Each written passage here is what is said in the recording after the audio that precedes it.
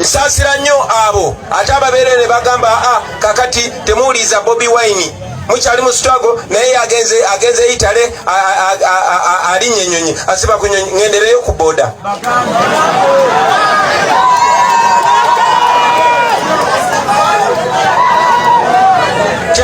Kakati omulaba oli eno obonabona oli wano obonabona yagudde mu mazzi ali mu kuwuga. Mwe mwali omwagala mbeere nga Swaziniga ate weekola obwa Swaziniga ate nga mukaya. Ate uno kati ali Bulaaya ali ne Nubianiri bali mu kuvuga gaali neŋŋamba temunnaba mbulayo kuvuga nnyonyi era singa nafuna ajinjazika mani ndabidde kajjansi. Abamu oba social media mugitwala mutya bw'okwata akasimu n'okeetunuzaamu gwe weerabanga pulezidenti oba wa Amerika bw'oweetunuzaamu oti akasimu olaba ebizibu bye byonna biwonye abakubanja bagenze ebizibu bya famire byo bigenze naye ojja kumala oteeka essimu ebbali weebaki era ebizibu byo bisigale nga bikola ki weebiri okitegeera n'olaba oli yenna awoggana abula ndowooza nakusala akulye naye mukwano era bannange omukebe ogenda gupaakinga waguno omukebe ogenda gupaakinga waguno ogupaakinze wano asibo bandi ya mukebe tetugwagala mukebe tuguyita mukebe tugenda tupaakinga ku toto yawali kuba oli agenda paakinga ku toto ayingire mu motoka yaffe mu mukebe gwaffe. Ate mulekere okuddira intention zammwe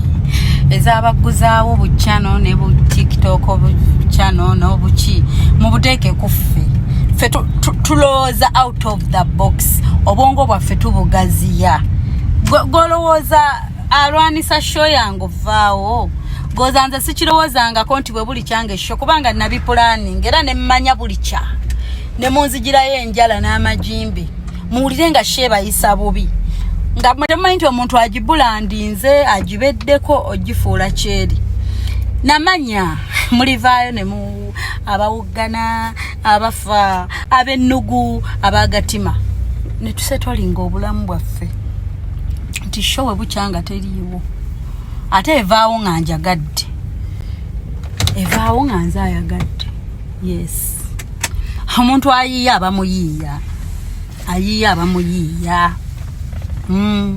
Ate nga bwe twayiiya weewunyisa omwagalwawo tulina ne concept endala singa mutukwata bulungi ne tubayiiyizaayo concept ze musobola okuleeta ne mulaga ensi nga temuvumye bantu naye n'okola concept nga nnungi n'okola content omulungi nga ate ali unique ku content aliwo. Tulina concept empya naye nayo tugenda gitandika era mudume genda kuduma mupapale mudume. Ffe muba bize nga mutuvuma naye nga ffe twogera ne Katonda tumusaba atuwa okumanya n'okutegeera tuwe ideas atuwe favor mu bye tukola nga mwe muli bize mutuzeeko munzizeeko bane waliwo otunuulira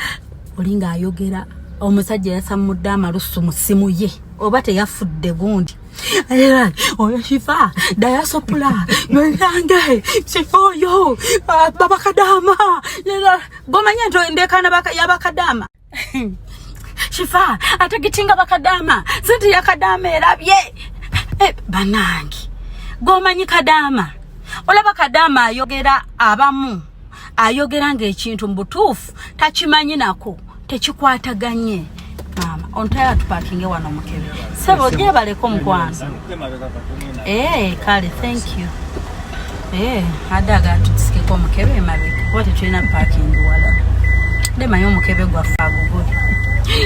banange mumwegendereze nze nalabye shifa tunulati entunuleyo ate shifa yagambye ati omwana omuto nze mikwano gyange abamanyi bakimanyi bwe tuba tugenda onyumya emboozi baki wonna wentuuke wantu ngalo omwana omuto mubuuzaako omwana ne mugamba nti genda ozanye. That is me. Nekati mune abantu abamu abatategeera mwamulabye olaba yatunudde ati yakoze ati yatemeza bakadama balabye nyambye bakadama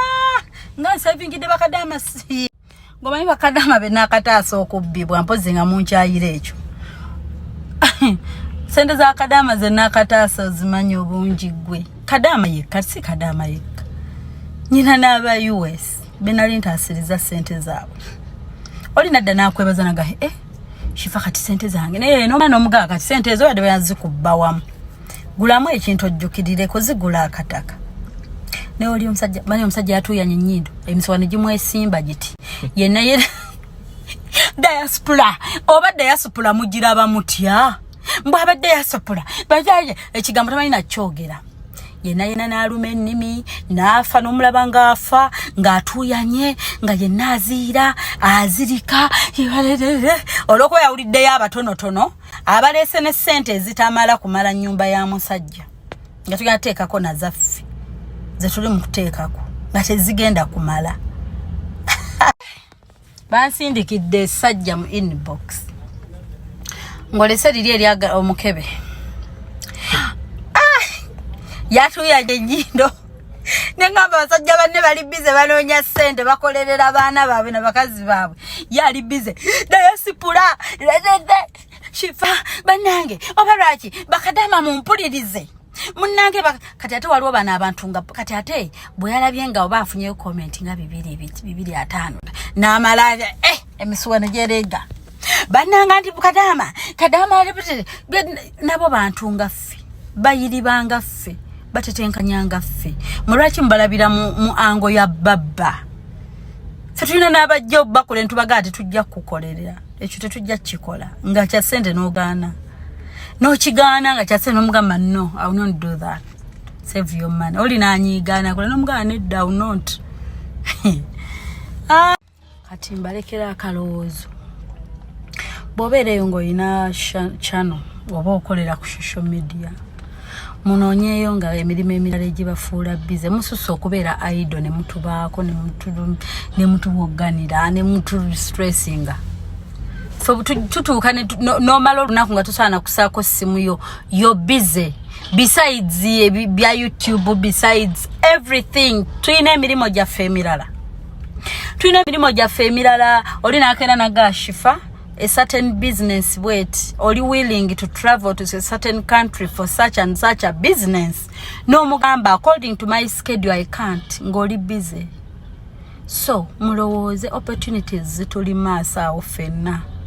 nze shifana kyogera ne ngamba yes ndi munaku enaku yange njimanyi nyina kwekolerera teri agenda kunfaako ne gyenva tuli banaku ffe so noonyangako ekikufuula busy kuba ate mu kunoonya content ate omaliriza ofuuse nuisance ogenda maliriza ofuuse wasted kuba kati waliwo omuntu nze awoggana ne mulaba bwe nti nenseka ng'oyambadde engoye naye empoggana ye mmala okwambula nenkulaba in and out because you're shouting ng'ekitagasa mbu onoonya content I pity you mze oba kana twalo bola bano no sasira no gena no profile picture yako no gabandi sorry nakuba we choose to be humble we choose to be down we choose to bend low we choose to step to the level y'abantu abalala bonna bane betukolera nate si kyetuli though tetwagala mumanyi kyetuli olaba temumanyi kyetuli nga mubula tuli anatwagula nefe twasigalira basaasira na basekerera tumanya okugaziya bu video ate tubagaziye emimwa n'ennyindo nga muwogana omusajja namugaziza video nga amalusu ngo wepena n'amalusu oti nga gagenda kuyikira naye nga ogana kimu mwe mwetegereze mumbuulire shifa abalage kino bana erinnya shifa naye nga ffe tudde ntwebaza Katonda kubeera boogera kwalina kyayina